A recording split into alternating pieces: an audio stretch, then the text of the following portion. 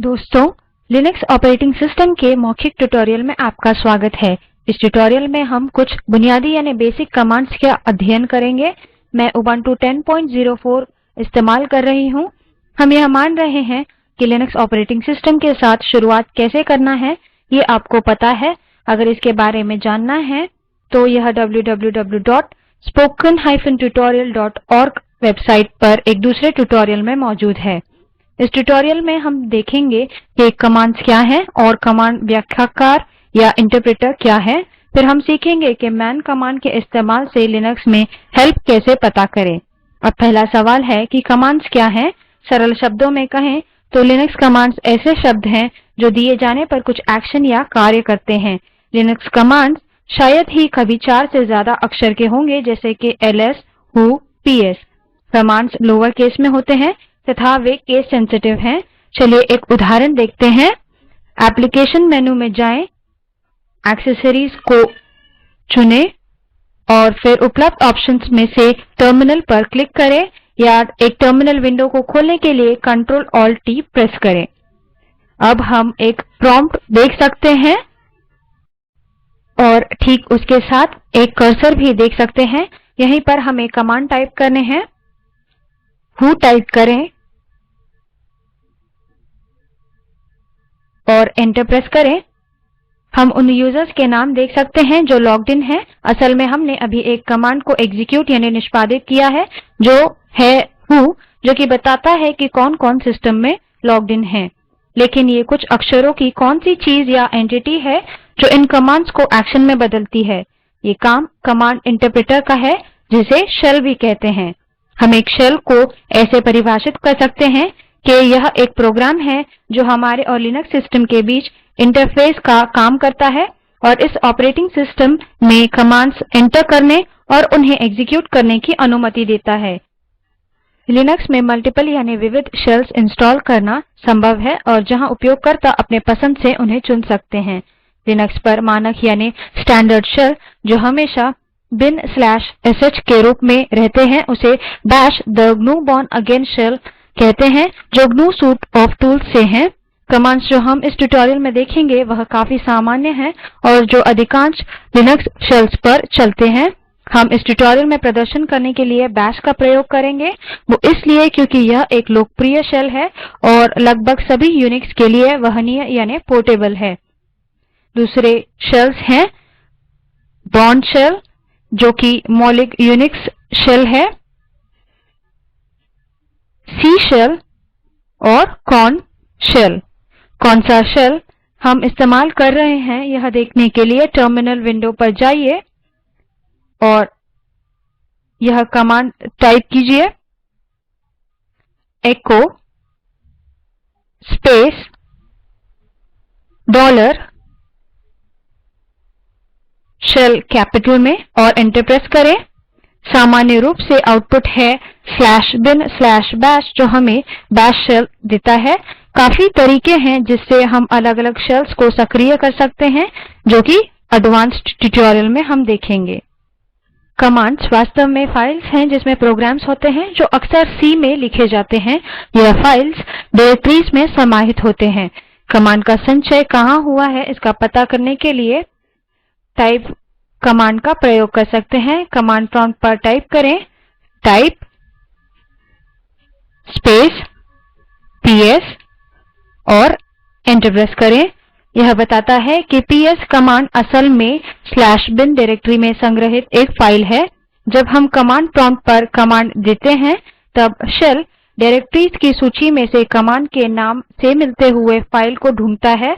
अगर उसका पता चलता है तो उस फाइल का समरूप प्रोग्राम निष्पादित होता है। अगर नहीं तो कमांड नॉट फाउंड ऐसा एरर देगा। खोजे गए डायरेक्टरीज की सूची पाथ वेरिएबल द्वारा स्पष्ट रूप से बताई गई है, जो कि हम बाद में देखेंगे। अभी के लिए अगर हमें लिस्ट को देखना है तो यह कमांड टाइप करें echo स्पेस $, पाथ कैपिटल में और एंटर प्रेस करें।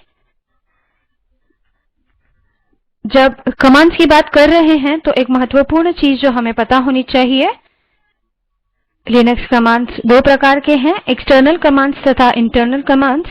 एक्सटर्नल कमांड्स वह हैं जो अलग से फाइल्स या प्रोग्राम्स के रूप में मौजूद हैं। लिनक्स में अधिकांश कमांड इसी प्रकार के होते हैं, लेकिन कुछ कमांड्स ऐसे हैं जिनका कार्यान्वयन शेल में ही लिखा जाता है तथा वे अलग से फाइल्स के रूप में नहीं होते। ये इंटरनल कमांड्स होते हैं। एको कमांड जो हम बाद में देखेंगे असल में एक इंटरनल कमांड है। टर्मिनल पर जाइए और कमांड प्रॉम्प्ट पर टाइप करें, टाइप स्पेस एको और एंटर प्रेस करें।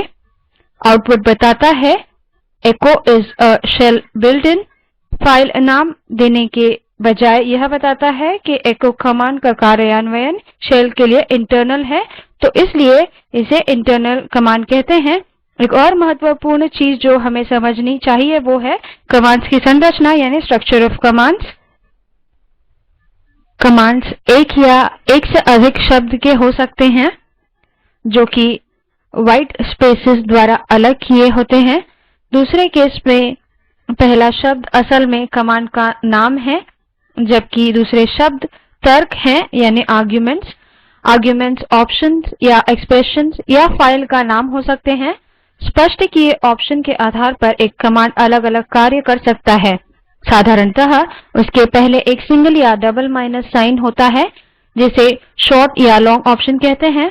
टर्मिनल विंडो पर जाइए और निम्नलिखित कमांड्स को टाइप करते हैं और उनके आउटपुट्स को देखते हैं। टर्मिनल विंडो को क्लियर करने के लिए क्लियर टाइप करें, एंटर प्रेस करें, फिर टाइप करें ls और एंटर प्रेस करें, फिर से टाइप करें क्लियर और एंटर प्रेस करें। टाइप करें ls space -a, enter press करें।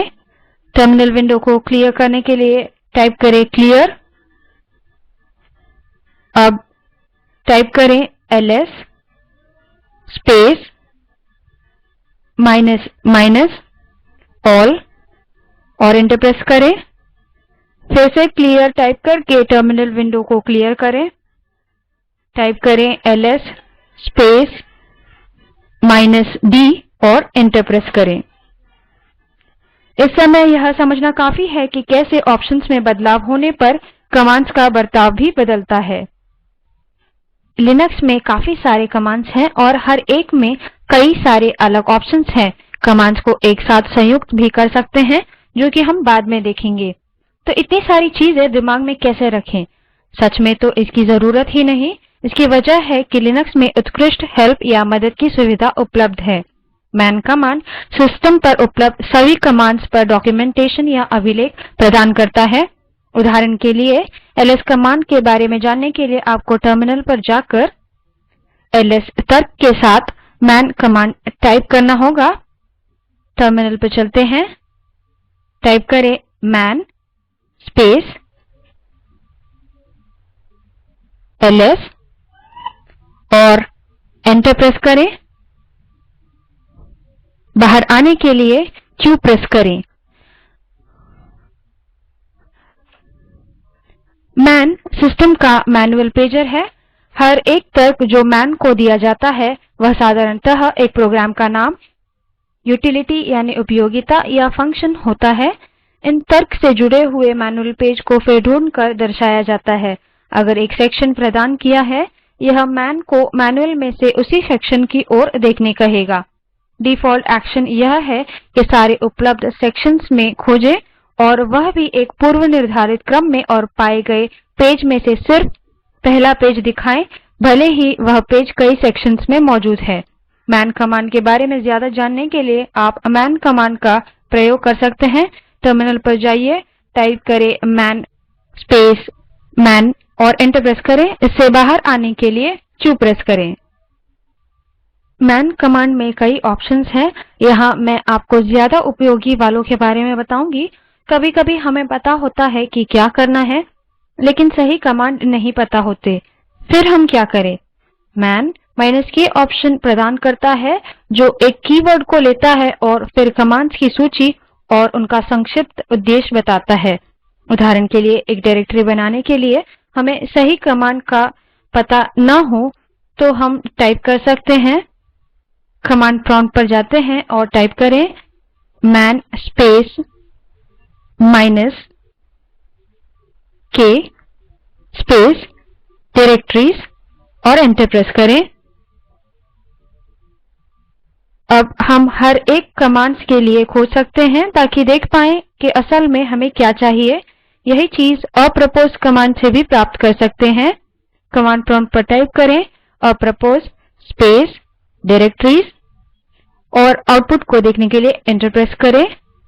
कभी कभी हमें अधिक विवरण की जरूरत नहीं होती है, हमें सिर्फ ये जानना है कि एक कमांड क्या करता है। उस स्थिति में हम व्हाट इज कमांड या man-f का इस्तेमाल कर सकते हैं। दोनों ही कमांड के बारे में एक लाइन का विवरण देते हैं। टर्मिनल पर जाकर हम क्लियर टाइप करते हैं ताकि टर्मिनल क्लियर हो। अब टाइप करते हैं व्हाट इज स्पेस ls और एंटर प्रेस करते हैं। कुछ कमांड्स में कई ऑप्शंस हैं। हो सकता है कि एक कमांड के विभिन्न ऑप्शंस की सूची हम प्राप्त करना चाहेंगे। फिर हम -help ऑप्शन का इस्तेमाल करते हैं।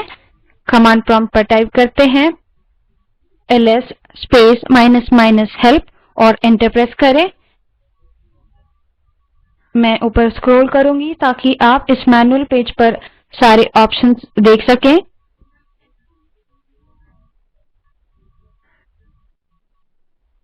लिनक्स स्पोकन ट्यूटोरियल के इस भाग के लिए बस इतना ही। Spoken tutorial talk to a teacher project का हिस्सा है जिसे राष्ट्रीय साक्षरता मिशन ने आईसीटी के माध्यम से समर्थित किया है।